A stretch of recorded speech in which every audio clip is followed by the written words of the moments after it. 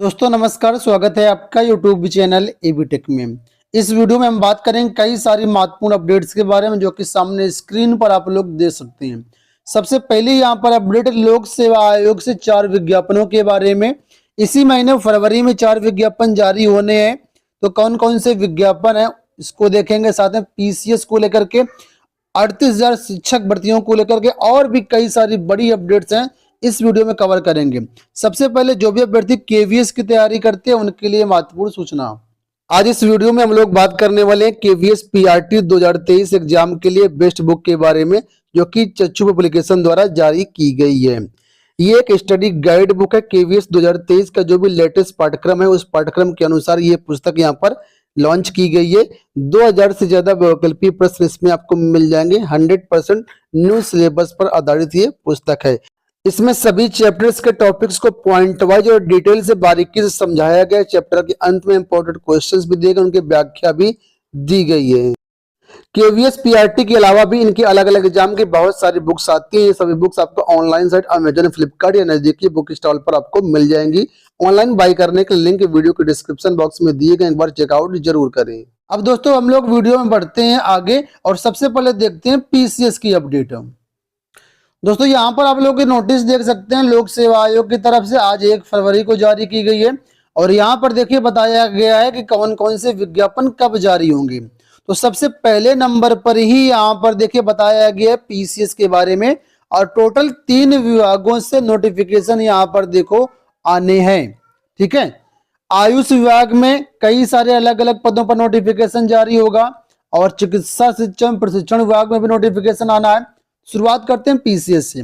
PCS 2023 का जो विज्ञापन है आपका, ये फरवरी के तृतीय सप्ताह में आने की पूरी संभावना है। यानी लगभग 20 फरवरी के बाद आपका जो है ये पीसीएस का नोटिफिकेशन जारी हो जाएगा। 20 से 25 के बीच आपका पीसीएस का नोटिफिकेशन जारी होना है। इसके बाद आयुष विभाग में रीडर के 4 पद हैं और अलग अलग इसमें देखिए ये पद हैं। तो कुल मिलाकर के इनका जो नोटिफिकेशन है आयुष विभाग का, ये फरवरी के अंतिम सप्ताह में यानी 25 के बाद आपका जारी होगा। और चिकित्सा शिक्षण प्रशिक्षण विभाग में प्रधानाचार्य एलोपैथी के 3 पद हैं और इसका विज्ञापन फरवरी के अंतिम सप्ताह में जारी होगा। तो इसमें मैंने आपको 3 नोटिफिकेशन के बारे में बताया और अभी एक नोटिफिकेशन कल जारी होना है। तो राजकीय आयुर्वेदिक मेडिकल कॉलेजों में प्राचार्य के और होम्योपैथिक मेडिकल कॉलेजों में प्राचार्य के इसमें पद हैं। मद्य निषेध विभाग में कुछ पद हैं। तो कुल मिलाकर के 5 विभागों में 15 पदों का नोटिफिकेशन कल 2 फरवरी को जारी होना है। तो टोटल 4 विज्ञापन आपके इसी फरवरी में जारी होंगे। जो भी अभ्यर्थी तैयारी करें पीसीएस वगैरह की या अन्य जो एग्जाम्स हैं, तो इसके लिए तैयारी तेज कर दीजिए, आपको विज्ञापन इसी महीने देखने को मिल जाएगा। अगली अपडेट यहाँ पर बात कर लेते हैं हम लोग। देखिए यूपी SSS की 1 दरोगा भर्ती की अभी हाल ही में 1 दरोगा भर्ती का विज्ञापन जारी किया गया था। ठीक है, 2022 में इसका विज्ञापन आया था। 701 पदों पर भर्तियां हो रही हैं। 17 अक्टूबर से 6 नवंबर तक इसके लिए फॉर्म भी भरवाए गए थे। तो उसका जो एग्जाम पैटर्न है, सिलेबस है, वो जारी कर दिया गया है।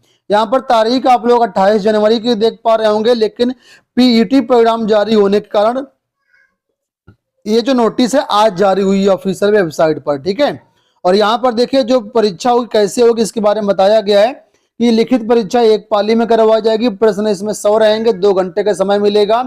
मल्टीपल चॉइस क्वेश्चंस इसमें पूछे जाएंगे और प्रत्येक प्रश्न 1 नंबर का होगा। यानी 100 प्रश्न 100 नंबर का पेपर होगा, 120 मिनट का टाइम मिलेगा।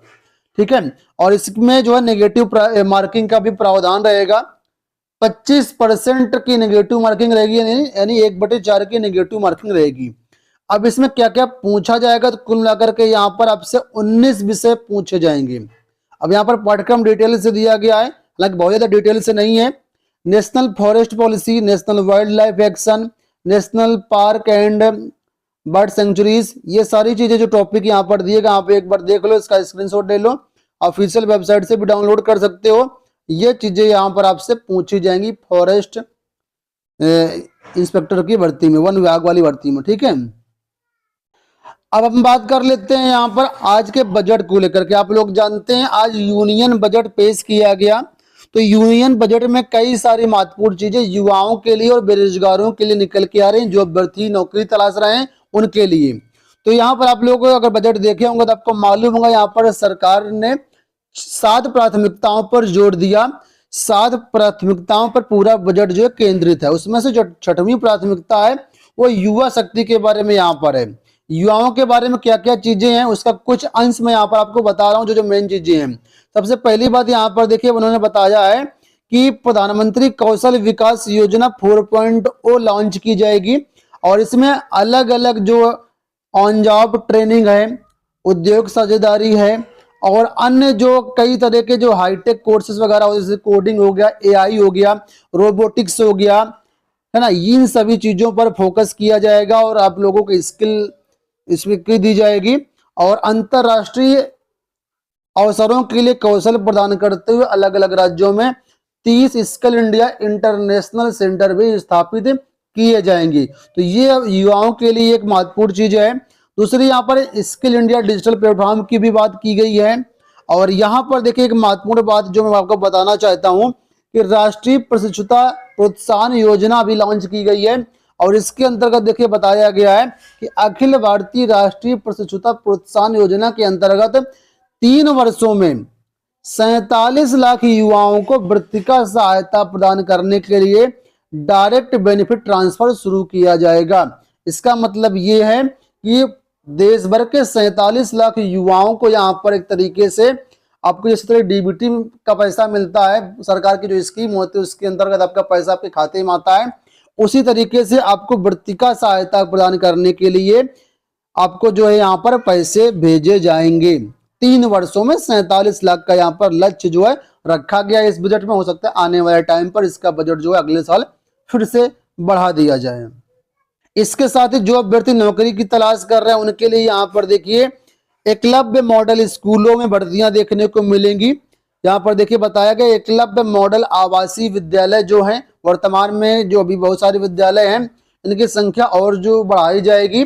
आपको बता दें ये ऐसे विद्यालय हैं जो कि जनजातीय छात्रों के लिए चलाए जा रहे हैं और इसमें 740 एकलव्य मॉडल आवासीय विद्यालयों के लिए 38,800 अध्यापक और सहायक कार्मिक जो है नियुक्ति किए जाएंगे। तो आने वाले टाइम पर इस साल जो है आपको 38,000 भर्तियां भी देखने को यहाँ पर मिलेंगी एकलव्य मॉडल आवासीय विद्यालयों के लिए।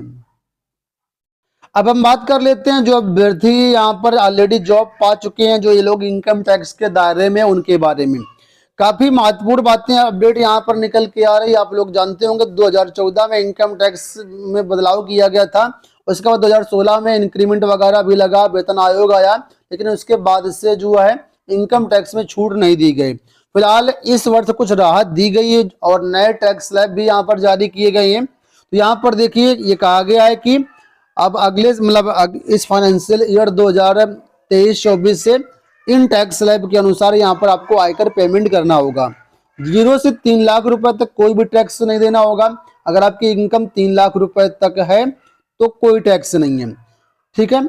और 3 से 6 लाख रुपए तक है तो 5% टैक्स देना पड़ेगा। 6 से 9 लाख रुपए तक है तो 10% टैक्स देना पड़ेगा। 9 से 12 लाख रुपए तक है तो 15% टैक्स देना पड़ेगा। 12 से 15 लाख रुपए पर 20% टैक्स लगेगा और 15 लाख से ऊपर लगेगा तो 30% टैक्स लगेगा। हालांकि यहाँ पर कुछ रिबेट भी दी गई है, तो अगर रिबेट को हम लोग इंक्लूड करते हैं यहाँ पर, तो रिबेट को मिलाते हुए यहाँ पर जो अब है वो 7 लाख रुपए तक कोई भी आपको टैक्स नहीं देना है। तो कुल मिलाकर के रिबेट वगैरह को मिलाते हुए यहाँ पर 7 लाख रुपए तक अगर आपकी इनकम है तो आपको 0 टैक्स देना पड़ेगा, मतलब कोई भी टैक्स नहीं देना है। आपको बता दें ये जो इनकम टैक्स स्लैब निर्धारित किए गए न्यू टैक्स रिजीम को लेकर के हैं और न्यू टैक्स रिजीम के अंतर्गत कोई भी आपको इन्वेस्टमेंट का बेनिफिट यहाँ पर नहीं मिलेगा, चाहे वो 80C हो, 80D हो या अन्य कोई भी इन्वेस्टमेंट हो। तो उम्मीद करता हूँ वीडियो पसंद आया होगा। इसी तरह के अपडेट पाने के लिए चैनल को सब्सक्राइब कर लेना। धन्यवाद।